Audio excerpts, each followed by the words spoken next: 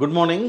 ఈరోజు నేను ఇంట్రడ్యూస్ చేయబడేటువంటి ఒక విద్యావేత్త, ప్రపంచంలోనే ఒక 18 రికార్డులు సాధించినటువంటి వారి ఇంట్రడక్షన్ అవసరం లేదు. నిజానికి వారు 6 డిగ్రీలు కంప్లీట్ చేసుకొని, ఒక 10 పోస్ట్ గ్రాడ్యుయేట్ డిగ్రీలు కంప్లీట్ చేసుకొని, 2 పిహెచ్డీలు డాక్టరేట్స్ కంప్లీట్ చేసుకుని, ఒక మేనేజ్మెంట్ గురువుగా అందరికీ సుపరిచితమైనటువంటి వ్యక్తి. వారు ఎవరో కాదు, డాక్టర్ నారాయణ గారు. డాక్టర్ నారాయణ గారు ఎడ్యుకేషనల్ ఫీల్డ్ మీద ఉన్న మక్కువతో వారు ఎన్నో కోర్సులను ఇంట్రడ్యూస్ చేసి చాలా డెడికేటెడ్గా డాక్టర్ నారాయణ కాలేజెస్ వీటిని ముందుకు తీసుకెళ్తున్నారు. వారు మనతో ఉన్నారు. వారిని అడిగి నారాయణ కాలేజ్ వాళ్ళ స్పెషాలిటీస్ ఏంటి, వాళ్ళకు ఉన్నటువంటి స్కిల్ సెట్స్ ఏంటి, వాళ్ళలో స్టూడెంట్స్ ఎలా పైకి వస్తున్నారు, పేరెంట్స్ ఎలా హ్యాపీగా ఉన్నారు అనేది నేను మాట్లాడతాను. నమస్తే అండి. నమస్తే అండి. నెక్స్ట్ పాయింట్కి వెళ్తే సార్, ఇది బీకామ్ కంప్యూటర్స్.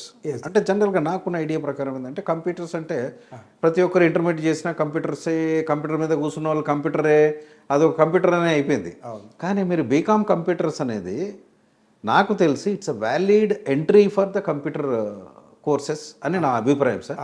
ఇప్పుడు మన డాక్టర్ నారాయణ కాలేజ్లో బీకామ్ కంప్యూటర్స్కి అడ్మిషన్ ప్రాసెస్ ఎలా ఉంటుంది, సపోర్ట్ ఎలా ఉంటుంది, ప్లేస్మెంట్ ఎలా ఉంటుంది? అయితే ఇక్కడ బీకామ్ అంటే రాష్ట్రం, దేశం, ప్రపంచం చాలా జనరల్గా తీసుకుంటుంది. చాలా జనరల్. బి అంటే బ్యాచులర్, కామ్ అంటే commerce. Commerce is nothing but business.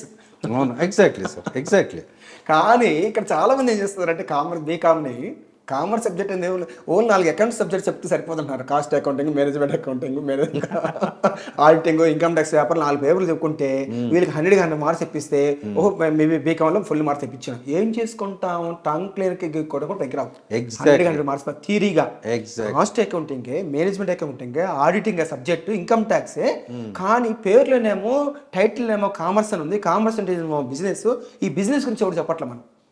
మనం బీబీఏని, బీకామ్ని రెండింటిని ఇండస్ట్రియల్ ఎక్స్పోజర్గా తీసుకెళ్తాం. వీళ్ళని కూడా బీకామ్ని కూడా 6 సెమిస్టర్స్ 3 ఇయర్స్కి 6 సెమిస్టర్. ఇందాక మనం చెప్పుకున్న automobiles, textile second semester, third semester pharma, 4th వచ్చేసరికి food processing, 5th beverage, 6th FMCG industries.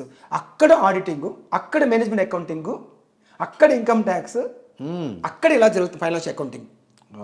అలాగే ఆ సబ్జెక్ట్ని ఇండస్ట్రీలో తీసుకెళ్ళి ఎక్స్ప్లెయిన్ చేస్తే ఫైనాన్షియల్ అకౌంటింగ్ ఆ కంపెనీ ఎలా జరుగుతుంది. థియరీ చెప్తే బోర్డు మీద థియరీ చెప్తే లెక్చరర్ స్టూడెంట్ నోట్బుక్ రాసుకుంటాడు, బయట 4 సార్లు రాస్తాడు, ప్రాక్టీస్ చేస్తాడు. ఇదే ఎగ్జామ్లో వస్తుంది, ఫుల్ మార్క్స్ వచ్చేస్తాయి. ఏంటి సో వాట్ ఫుల్ మార్క్స్ వస్తాయి? వాడికి మేనేజ్మెంట్ అకౌంటింగ్ తెలియదు, సబ్జెక్ట్ తెలుసు. మేనేజ్మెంట్ అకౌంటింగ్ సబ్జెక్ట్ వేరు, రియలిస్టిక్ వేరు. ఇండస్ట్రీ మేనేజ్మెంట్ అకౌంటింగ్ ఎట్లా వాడుతున్నాము, కాస్ట్ అకౌంటింగ్ ఎట్లా వాడుతున్నాము, ఇన్కమ్ ట్యాక్స్ యాక్టింగ్ అని. అలాగా వీడిని బీకామ్ స్టూడెంట్ని, కామర్స్ స్టూడెంట్ని, కంప్యూటర్ స్టూడెంట్ని తీసుకెళ్ళి కంపెనీలో నడిపిస్తే వాడికి ఇంకా అవసరం అంటే ఇంకా ఈ సబ్జెక్టులు తెలుసుకొని మార్క్స్ అవసరమా? మార్క్స్ వాడు అక్కడ చెప్తున్నాడు కదా అసలు జరిగితే సబ్జెక్ట్ వచ్చింది కదా, అది కదా సబ్జెక్టు. మార్క్స్ మన మార్క్స్ సబ్జెక్ట్ అనుకుంటున్నాం. Exactly sir. ఇది నేను ఈ పాయింట్లో నాకు రీసెంట్గా తెలిసిన ఇది ఫ్యాక్ట్ ఇన్ఫర్మేషన్, నేనేదో స్టోరీ చెప్పట్లేదు. ఒక పర్సన్ ఏం చేశాడు, from Vizag, is 10th pass, okay, financially poor background అండి. తల్లిదండ్రులు ఏదో కూలీ నాలి చేసుకుంటారు. అది కూడా ఎలా చదివాడని ఇంటర్నెట్లో మీలాంటి వాళ్ళ పెద్దవాళ్ళ సలహా తీసుకొని, ఏదో సపోర్ట్ తీసుకొని ఇంటర్నెట్లో చదువుకున్నాడు అన్నట్టు. తర్వాత ఇంటర్మీడియట్ వెళ్ళాడు. ఆయన ఇంటర్మీడియట్ వెళ్ళి కూడా ఏంటంటే ఒక డిగ్రీ, బీసీఏ, ఎంసీఏ ఇట్లాంటి కంప్యూటర్ సైన్స్ చేసే వాళ్ళకంటే కూడా నాలెడ్జ్ బాగా గెయిన్ చేశాడండి. ఓకే. బట్ ఆయనకు మీరు అన్నట్టు క్వాలిఫికేషన్ 10th పాస్, ఇంటర్మీడియట్ చదువుతున్నాడు. ఓకే. మైక్రోసాఫ్ట్ జాబులు పడ్డాయి వరల్డ్ వైడ్.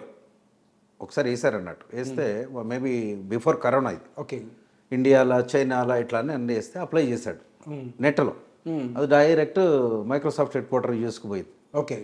అన్నీ కరెక్ట్ చూసిండు, ఆయన ఏమేమి చేసిండు, ఏంటి ఆయన స్కిల్ సెట్ అన్నీ బాగున్నాయి. ఓకే. కరెక్ట్గా పైన చూసే వరకు ఏముంది, 10th pass, intermediate study. Okay. ఇదేంద్ర బాబు ఇవన్నీ కరెక్ట్గా ఉన్నాయి, ఇది కరెక్ట్ లేదు అని వాడు ఏం చేస్తాడంటే, వీఆర్ సారీ,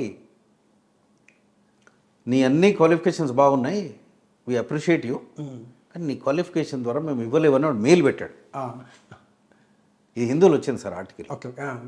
వస్తే అతనే మెయిల్ పెట్టాడు మళ్ళా, నాకు ఒక అవకాశం ఇవ్వండి, ఆ, ఒక 30 డేస్ టైం ఇవ్వండి, మీరు నాకేం పే చేయాల్సిన అవసరం లేదు, మీ ప్రాజెక్ట్ ఏమి ఇస్తారో నాకు ఇవ్వండి, నేను అది డెలివరీ చేస్తానా చూడండి.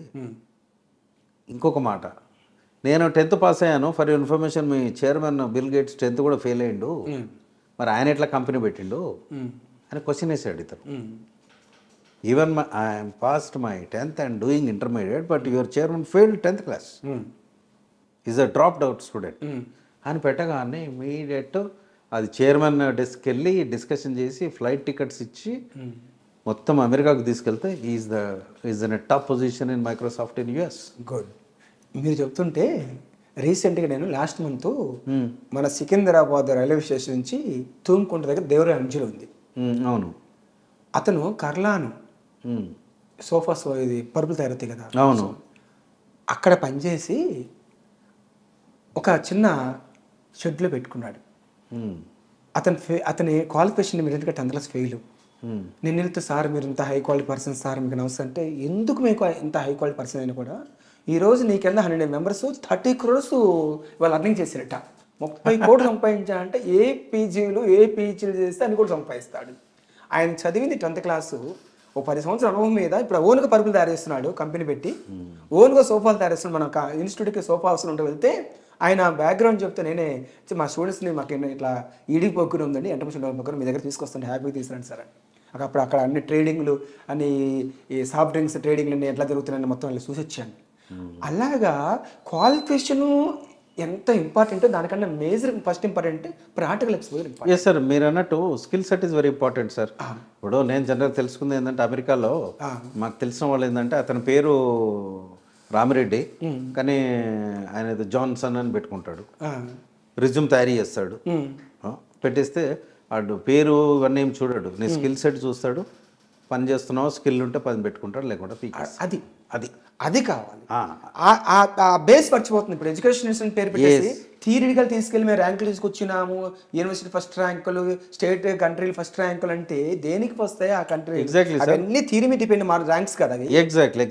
ఇప్పుడు మీరు అన్నట్టు సార్ ఎలా ఉంటుందంటే common sense and sixth sense are very important అండి. మీరు అన్నట్టు ఇప్పుడు మీరు చాలా సంతోషం సార్. ఇప్పుడు మీరు ఏంటంటే ఎడ్యుకేషన్ని చాలా ప్రాక్టికల్ అప్రోచ్తో పోతున్నారు. నేను కూడా ఐ నెవర్ ఎక్స్పెక్టెడ్ సార్, మీతో డిస్కషన్ చేస్తుంటే ఐఎమ్ రియల్లీ ఎక్సైటెడ్ టుడే. ఎందుకంటే నేను చాలా మందితో మాట్లాడుతుంటా, మాకు ఇన్ని ర్యాంకులు వచ్చాయి ఫోటోలు పెట్టుకుంటారు తప్ప మీరు ఒక వాస్తవాన్ని గమనించి స్టూడెంట్ను పర్సనాలిటీ డెవలప్మెంట్తో పాటు మీరు ఒక ఎంప్లాయ్మెంట్ కోసం మీరు ట్రై చేస్తున్నారు సార్. ఇది చాలా it is very good sign. ఇప్పుడు దీని ద్వారా వ్యూయర్స్ కూడా చెప్పేది ఏంటంటే డిస్క్రిప్షన్లో ఉన్న నెంబర్కి ఫోన్ చేసి మీరు పర్సనల్ కౌన్సిలింగ్కి రండి. ఎందుకంటే నేను వ్యూయర్స్కి చెప్పేది ఏంటంటే మీరు ఎన్నో వీడియోలు చూస్తుంటారు, ఎంతోమందితో మాట్లాడుతుంటారు, కానీ ఒక్కసారి డాక్టర్ నారాయణ గారి కాలేజ్కి రండి, మీరు కౌన్సిలర్స్తో మాట్లాడండి, మీ లైఫ్ చేంజ్ అవుతుందని తెలియజేస్తూ